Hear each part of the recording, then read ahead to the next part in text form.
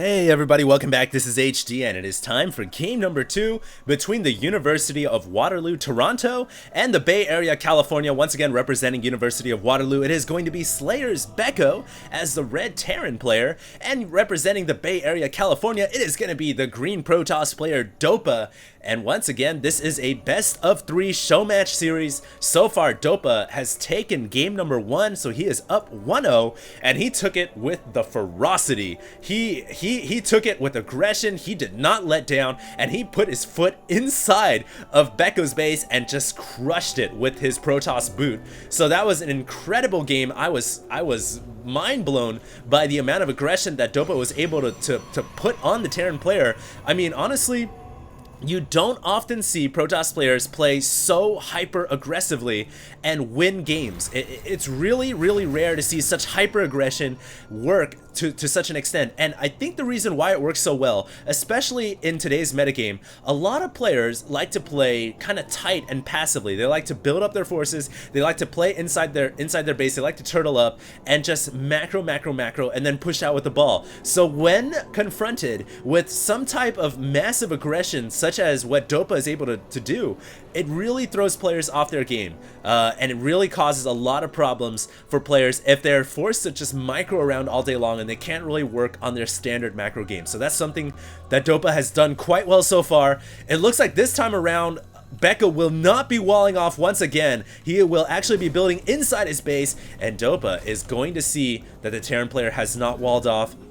We're going to see right now if Dopa is going to once again provide the early aggression that we saw in game number 1. I just want to say that both of these players are about 3,000 ranked in Masters. They are extremely good. So don't think that this is some kind of a mid-level Diamond or mid-level Masters game. These guys are not super pro like in the GSL or in South Korea, but they are extremely good, and so they're able to provide some extremely entertaining games. I'm excited to see right now what's going to happen in game number 2, because Becco has actually gone for what seems to be a tech lab this time, and he's going to get an early Marauder. So rather than going for pure Marines and then into a siege tank, he will have Marauders and concussive shells to deal with the early Zealot aggression, and Dopa, of course, is going to be going for that Zealot aggression. He's already got his first Zealot on the way. SCV is going to cross up with the second Zealot coming out here. Dopa doesn't even bother to deal with the Zealot. He's going to allow it inside his base, and we're about to see what's going to win, a Marauder or a Zealot. And if Becco micros appropriately, he should be able to deal with this Zealot quite easily, especially once Concussive Shells comes out. And Becco, all he has to do is just run back into his mineral line, and he can use SCVs to fight off the Zealots as well. So I think this time around, Dopa's early aggression may not pay off as well as it did in game number 1. Obviously, Becco, seeing how Dopa plays in game number 1, kind of tells him what to do in game 2. He knows that Dopa loves this early Zealot aggression, so this time, adapt by going for barracks with Marauders and get concussive shells. So this is making the Zealots much easier to deal with, and Becco is going to pick off this Zealot handy dandy, no problemo. And Dopa will be forced to fall back with his Zealot and his probe. And that is going to be it for the early aggression. And now Becco is going to be able to play the standard macro game that he likes to play. He's getting a command center inside the main. He's going to go for 1 barracks into command center. And this is super macro mode for Becco. And Becco is going to be just fine. I honestly don't see how Dopa can deal with this unless Dopa can get some Stalkers out early on. And try to do some aggression with Stalkers. I think that Dopa may actually just transition into standard play as well. It looks like he is falling back into 3 warp gates, and I believe he's going to go 3 gate into Expo, which is very standard and very safe. Dopa obviously able to play both styles. He can play both aggression and he can play safe and standard, and it looks like he is going to go ahead and go for a Nexus at his front door. Becco, meanwhile, producing a Reaper. A lot of Terran players nowadays, they do make a single Reaper, not for harass, but rather just to move inside the Protoss main and to see what exactly is going on. So Becco will scout with this Reaper. Essentially, it's a flying unit early in the game that can kill off probes if they want to, and Becco will actually kill off what seems to be 2 probes here, make it 3 probes. Nice so far from Becco, killing off 3 probes. He may actually get a 4th probe here. Very nice by the Reaper. And Dopa finally pulls his forces back to deal with that pesky Reaper. And unlike game number 1, we may actually have Dopa in behind in this game rather than in the lead. He has not been able to be aggressive as he would have liked to. He's lost 4 harvesters already, and it's basically 2 base to 2 base, but Becco's command center up just a little bit earlier than the Nexus.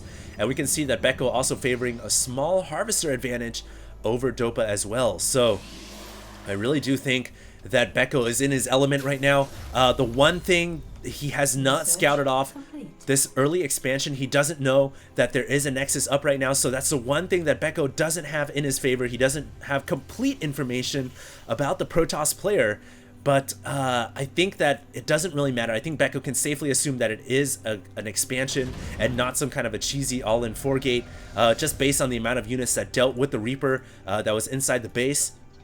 We can see right now Dopa also bringing off a probe from the line just to see what is going on inside of Becco's main, and he sees that there is a bunker up. So now that Dopa sacrificed that probe, he knows that Becco has a command center down. So both these players operating on 2 base, both of them playing standard macro style. We can see though that Dopa is gonna go ahead and throw up a Twilight Council, so he may actually go for Dark Templars here, or he's gonna go for Blink Stalkers. I'm not exactly sure which unit he's gonna choose to go for, but either could be very, very deadly at this point in the game. Especially, I think DTs, because Becco is not going to be prepared for any kind of invisible play. He does not have any missile turrets up right now, although he does have an engineering base, so he can throw up missile turrets if need be. But I don't see any Dark Shrine coming up quite yet. There it is! Dopa gonna go for a Dark Shrine. So he knows that he's behind in this game, especially after losing those 4 harvesters. He knows he has to do something to get back into it, and he's gonna go for a Dark Templar play. Look for a probe to move out around the map to throw up a pylon somewhere here. I would honestly expect a pylon being placed here, and then the observer providing the high ground vision to warp Dark Templar straight into the main. But Becco here gonna be making a play. He's pushing out with his Marauders and his Marines. All these Zealots are gonna get taken out. Oh wow, Becco here is just in a huge advantage in this game. I honestly, unless the Dark Templars make some kind of play happen, I don't think that Dopa can win this game. He has to hold off this Marine Marauder attack, but it looks like Becco will be falling back here. He just wanted to push forward a little bit, press the Protoss player, grab the gold expansion. He knows he's ahead. He doesn't want to commit himself, and I like this play. He's going to go ahead and destroy the gold rocks and then get the gold expo up and running. Do note right now inside the Terran main, he's also got a couple of dropships coming out, so we may see some drop action play from Slayer's Becco, as well as +1 armor. It looks like +1 weapons was already finished, so those Marines and Marauders are very, very strong. They have Stimpack, they have shields, they have all the necessary upgrades. Dopa, meanwhile, doesn't really have much in terms of forces. He's really committed himself to these Dark Templars, and I'm not sure where the DTs are. There we go. We have 3 DTs in the center of the map, and they're gonna actually sneak right by the Terran main forces. Does Slayer's Becco realize that there are Dark Templars inside his base? Yes, he does. He's pulling his forces all the way back home, and he needs to get a missile turret up. Oh, get a missile turret up, Becco, or you're gonna be in so much trouble. It looks like the DT is going to start to go straight to work inside the Terran main. One missile turret trying to go up inside the natural expansion, and Dopa, it looks like his DT here is not going to be able to cancel this missile turret. I'm pretty sure he won't be able to. Notice that Becco surrounding the Dark Templar with his forces, not allowing that Dark Templar to kill off the SCV building the turret. Meanwhile, inside the main, 2 DTs still alive, slicing this orbital command away. The orbital command is starting to burn. We have 2 more DTs inside the 3rd expansion, now moving towards the natural. Wow, this is going to be insane. It looks like finally a comsat being laid down to pick off the DT as the command center lifted off. Meanwhile, Becco going in with dropships inside Dopa's base. So both these players going to try to do as much damage as they can. Becco realizes that now he's the one who's behind and he needs to make something happen, but a couple of Dark Templar inside the mineral line easily able to dispatch with these Marines, and not enough energy for Becco to comsat with, as he's still struggling to deal with the Dark Templars back at home. And what the hell happened to the missile turrets? Oh no, Becco. He originally had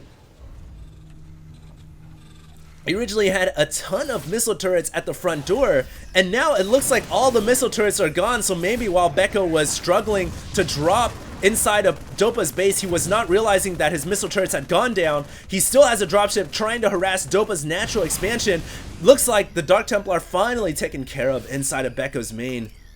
And right now, after all that DT action, after all the drops, what player is ahead at the end of the day? Becco, his dropship finally forced to flee back up to the high ground here on Lost Temple. We can see, though, that Dopa has about 9 harvesters more than Becco has, and in terms of army, Dopa does have a slightly larger army as well. So I do believe that Dopa came out ahead in this cat and mouse game of harass and who can kill off the more harvesters. Becco, though, gonna try to even that out by dropping a couple Marines at the gold expansion. He needs to stim, he needs to pick off as many Marines as he possibly can. It looks like a DT gonna warp in here, and that DT has been the MVP in this game. The Dark Templars for Dopa, providing both the defense and the offense that Dopa needed to get right back into this game and now take the advantage. Now we have 4 Marauders dropping inside the main for Dopa, and looks like the Marauders are going to focus down this pylon. All 3 warp gates going offline, and a Dark Templar, though, warps in just in time to deal with the Marauders. So I think that Becco, a small delay to Dopa's production, but a pylon will easily power these 3 warp gates once again. It only takes a few seconds for a pylon to warp in, and really this Becco is just struggling right now to find something, to figure something out to kill Dopa off with. He's trying to harass Dopa. Dopa is in the meantime using Dark Templars very wisely to deal with the constant harass. It looks like we have 3 or 4 Marines gonna unload right behind the natural expansion. Meanwhile, Marauders also dropping off next to the Twilight Council and the Dark Shrine.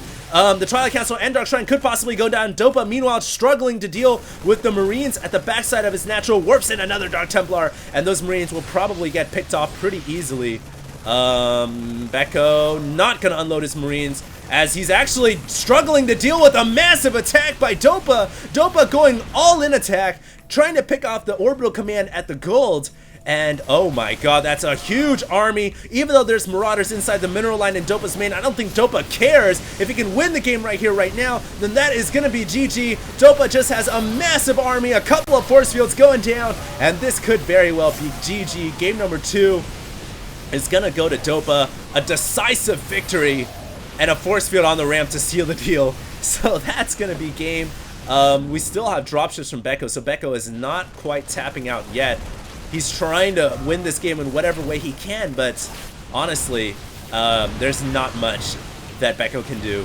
That's going to be 2-0 for the Bay Area. Dopa winning this game convincingly. Originally behind, using Dark Templars very wisely. Command Center burns into the ground. And now Becco, he's still got SCVs inside of Dopa's main, and he's still got a couple of dropships around the map, but really, it doesn't mean much. There's just not enough forces for Becco to win this game with, as Dopa is just continuing to pummel the Terran main, and that's going to be GG. Slayer's Becco calls it out. Dopa wins 2-0 in convincing fashion, and once again, Dark Templars, the MVP of this game. So I hope you guys enjoyed this broadcast. An exciting 2-game series, a lot of aggression, a lot of action all over the map, and stay tuned, guys. More HD games coming out in the near future.